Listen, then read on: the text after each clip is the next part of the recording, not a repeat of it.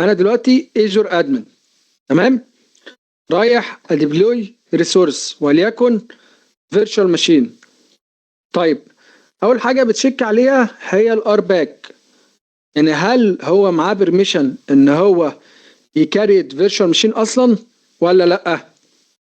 لو مش معاه فدينايو، مع السلامه، انا مش هروح اصلا على النكست ستيب. طيب هو عنده بيرميشن، عديه. طيب هل في بوليسي بتريستريكت ان هو يكريت الفيرتشوال ماشين دي بالسبيكس اللي هو حاططها؟ هل في حاجه مثلا بتريستريكت اس كيوز معينه؟ هل في حاجه بتريستريكت ريجنز معينه او الكلام ده كله؟ والله لو فيه قول له لا، خلاص شكرا ديناي. طب لو ما فيش خليه يكريت ايه الكلاود ريسورس ده.